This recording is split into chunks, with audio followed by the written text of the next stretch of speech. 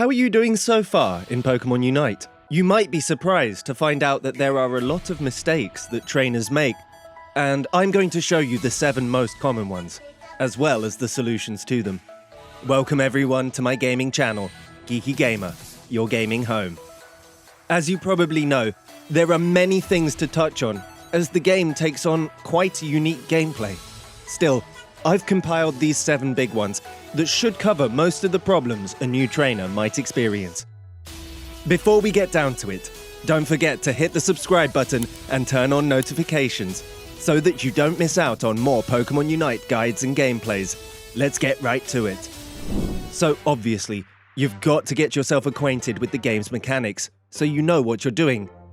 This leads to the first mistake you could make, taking the last hit or not taking the last hit. It's a pretty controversial topic that can cause rage within a team because it wasn't that person's kill. For example, if there was an opponent in front of you with full HP, you're there face to face with the enemy, battling it out to see who comes out above. And at a point, the opponent's lifespan is getting very low. Just when you've licked your lips and prepared for a final blow, bam! The opponent is killed by your teammate, who just showed up out of nowhere and dealt the last blow. That's basically what I'm talking about. In Pokemon Unite, the Pokemon dealing the last blow to an opponent gets the highest experience points for leveling. Does this mean you should hide and steal all the last blows? Absolutely not. It's a tricky situation, but based on the situation, you need to let every trainer level as required. The second biggest mistake is not joining in on team fights. You know what I mean. You've got Zapdos, Dreadnought, and even Groudon. All these are seen as team boss fights and are beyond essential to winning a match. Why? Well, because every single time I play, I notice that the team ganging up on and winning these boss fights always, or at least in most cases, comes out on top. Dreadnought and Groudon always spawn once the clock hits 7 minutes, and at this point, it would be much more beneficial for your team to attack them and win the battle.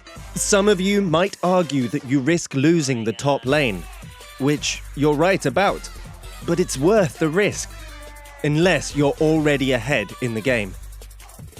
I should let it be known that while I see both bosses as potentially useful, I prioritize Dreadnought above Groudon because I did the math. With Dreadnought, you get a shield and lots of experience, which helps your entire team better prepare for the next fight. I'm not saying Groudon is useless, but in my opinion, Dreadnought is a better choice. That said, I believe you should probably dial down the frequency you get into fights. Don't just go jump at anything that becomes available and fight. This is actually the third mistake I see a lot of teams making during a fight. But of course, I'm talking about Zapdos. Zapdos isn't an easy boss to take down, even if you have a trick up your sleeve. That said, I see way too many times teams rush at the opportunity to take down Zapdos in a fight, even if they are already winning the fight. It's just a way to distract your team, especially if you are already in the lead and are sure that you will win the match. For example, suppose you're winning a game and Zapdos spawns. In that case, you shouldn't be attacking it, because you're only breaking your team's focus and giving the enemy a chance to swoop in and steal points. Yes, they will come at Zapdos because they need it to win.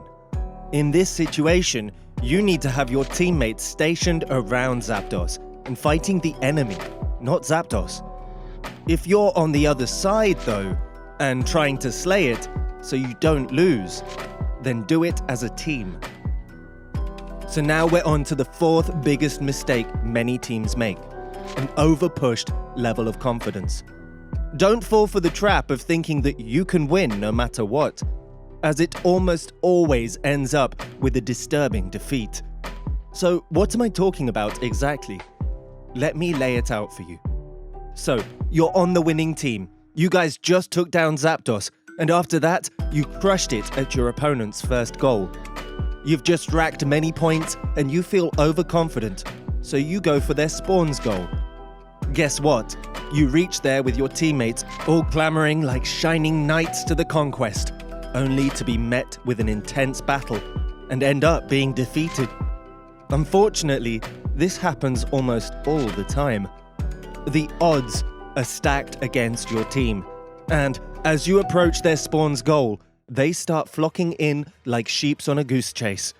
A messy battle breaks out, and since they are much closer to their respawn point and can heal, your team is faced with the chance of losing.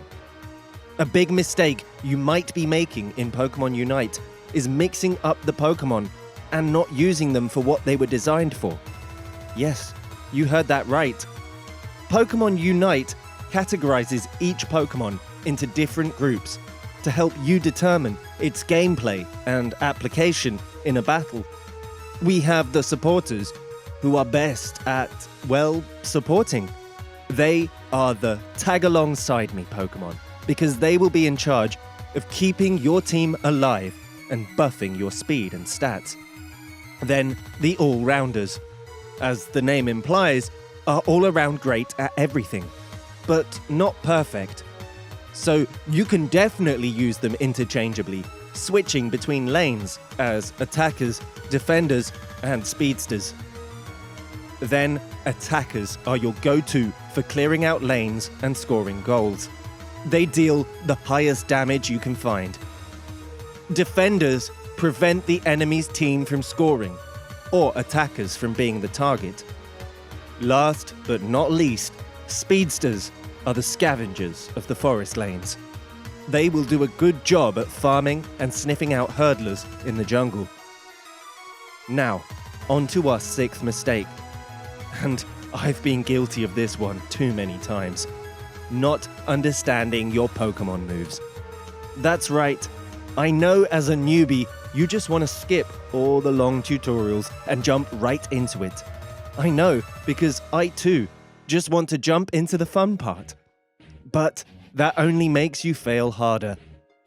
Before using a Pokemon, run it a few times through the tutorial play and understand what it does, for how long, what's its range, its damage, and when to strike.